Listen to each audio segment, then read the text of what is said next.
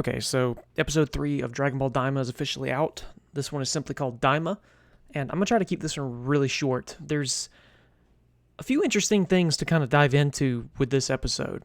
This episode went by really quickly. It ended in a way I was expecting for there to be more, so I was just kind of taken aback. But it's like, oh man, that's it. But anyways, the episode picked up exactly where the last one left off. Glorio, Supreme Kai, and Goku are headed to the Demon Realm, and they have to go to a specific point in the universe, to a specific planet or system, to find an entrance, not the entrance, but a entrance to the Demon Realm. There's more than one. And weirdly, the planet they end up coming up on kind of looks like a big round waffle. I don't know. It's weird. Anyways, they find the big fish-looking thing, which apparently hates being called a fish, particularly a goldfish. Goku keeps calling it a goldfish. This thing's name is Warp, so that's been officially named. The fish-looking thing that allows them to travel from realm to realm between our realm and like the Demon Realm. His name is Warp. So now we know the name of the big fish thing that hates being called a fish. Anyways, they finally get into the Demon Realm, and first thing I noticed when they got in the Demon Realm, I was like, this looks familiar, and I had to think about it for a second. But it looks like the same landscape and sky and everything as when Dabura was fighting Gohan in the Buu arc and had Babidi transport them to a more familiar battlefield. It looks the same as that. So it seems like that was the battlefield that Babidi transported them to, was the battlefield of the third demon world, which is the world they go into because Glorio apparently cannot access the second and first demon worlds, just like, whenever he wants, I guess. So he has to go into the third demon world, plus that's where the king that sent him to retrieve Goku is. So they head into the third demon world, and they have to, I guess, go from world to world. And there's only 3 demon worlds. They were in this sort of in-between realm between the regular, like, living realm, or the regular, not the living realm, but, where the rest of the universe is, in the demon realm. There's like an in-between realm where there's 3 hatches, and they go to each of the 3 demon worlds. The third one is the one that looked like the landscape that Dabura fought Gohan at. So that was sort of an interesting callback. It took me a minute to recall that. Anyways, Goku has to land because he wants to like breathe the air and everything, and they land. They land the ship before going to find some lodging or whatever. Because Glorio's like, we're gonna find a hotel or something. I'll just take it to the king tomorrow. Anyways, Goku gets out of the ship, and there's this like real heavy, thick air, like gas. Glorio says it's harmless, but it makes the air really heavy, so Goku has a hard time moving in it. And it's like, man, surely there's like some magic at play, because it's like, man, how could it be so heavy that Goku, even if he is in a little kid body, that Goku has a hard time moving in it? So that I think that's going to be really relevant as we go deeper, because it's another way to nerf Goku while he navigates the demon realm and fights these enemies that should be significantly weaker than him. So it's like a double nerf. Got turned to a kid. Now he's got to like fight through this real heavy gas and stuff. And these floating volcanoes emit this gas, so it's probably much thicker and heavier near the volcanoes. And Glorio says something to that effect. The first thing, I think I said this in my last review, that Glorio reminds me a lot of Han Solo. Like a lot. And something else in this episode happens that reminds me a lot of Star Wars. Now, I think Toriyama was a fan of Star Wars. I would have to go back and like double check that, but I'm pretty sure I read some time ago that he was a big fan of Star Wars. So a lot of this kind of makes sense. Anyways, I think the biggest takeaway from this episode, honestly, is that some new lore dropped about the Supreme Kais.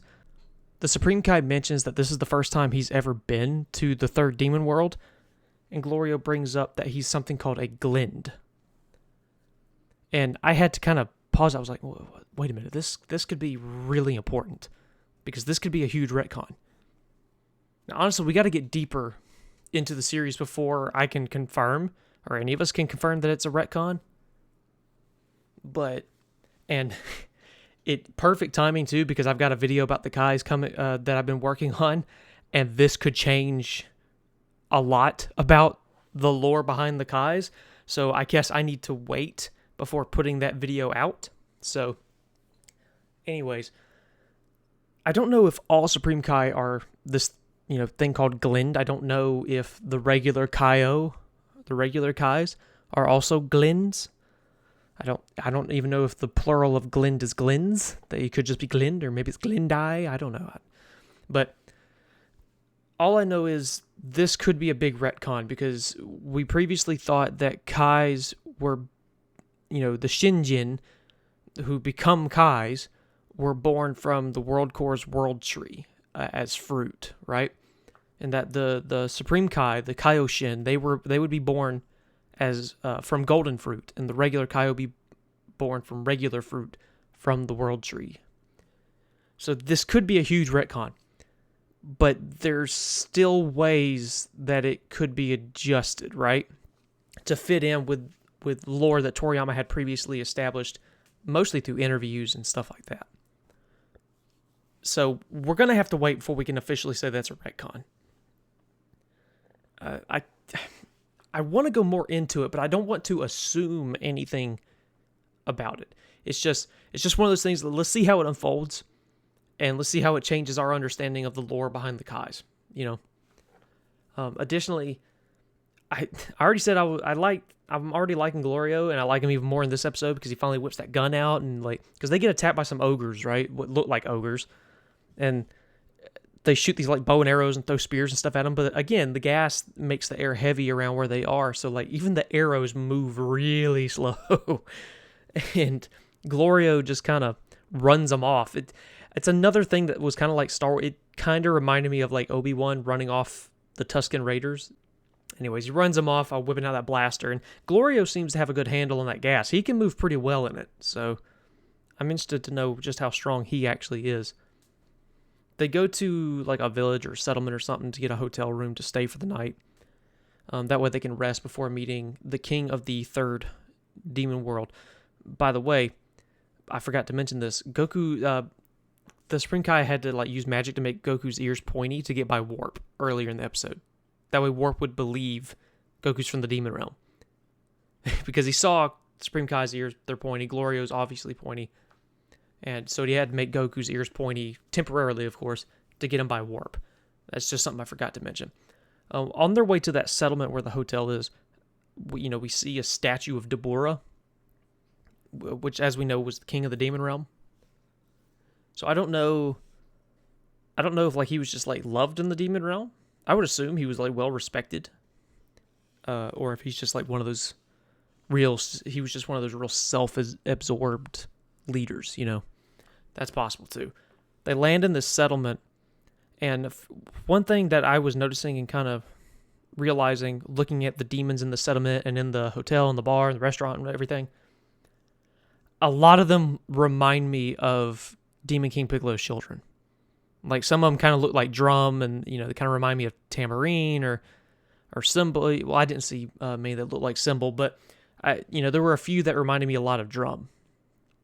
So they kind of fit that look, and it just, the layers of lore, additional lore that the show's going to add to not only Dragon Ball Z but original Dragon Ball, I think is going to be amazing, particularly in the the King Piccolo arc and everything.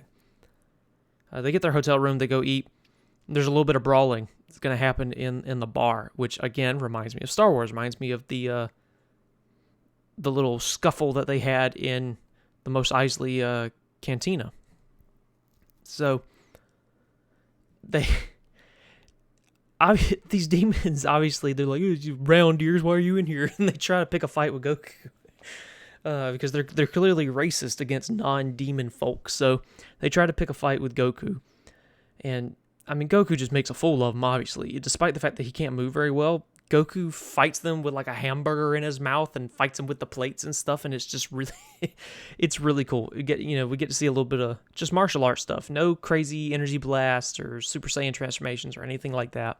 Just good old fashioned martial arts, and even better is like humiliating martial arts. Like bro beat them with a hamburger in his mouth. Bro's eating dinner and whooping their ass. So that was just amazing to me. Glorio gets involved, and Glorio can fight. Like he can fight. He can handle himself. So I want to see more action from Glorio, because I want to see like how tough is this guy really. That's what I want to know. The episode ended. Obviously, some of the demons like that they were fighting in this restaurant ran away, and bad guys. We're gonna get them back. And so they run away, and the episode ends with the next day, Glorio, Supreme Kai, and Goku, they wake up and they go get ready to get in their ship to go meet the king or whatever, and their ship's gone. It's been stolen or hijacked or whatever. That's how the episode ends, and like I was just not prepared for the episode to end like that. I was so bummed. I was like, oh, that can't be it. Like, I wanted to see what was going to happen next immediately. I've not been this into a Dragon Ball project in a while. Like, Dragon Ball Super is great. Like, I love Dragon Ball Super. I know there's people who don't like Super, but I genuinely loved it. But because it was a weekly ongoing anime, there were still some pacing issues in Super. This show is not going to have that problem, I don't think, because it's kind of like it's a limited run thing. It's a one-off, one season, that's it. So it's a very sort of self-contained story. So I don't think it's going to have those pacing issues that even Super from time to time had. Because like in Super, the Tournament of Destroyers dragged just a little bit. The early to mid, like I'd say like the middle of the Goku Black, the Future Trunks arc, the Goku Black stuff and the Zamasu stuff, that dragged just a little bit just because it was so much back and forth. Dragged just a little bit. Tournament of Power, I think, had decent pacing. It got much better near the end. But Super as a whole had better pacing than some other anime, but its pacing still wasn't great. This won't have that problem.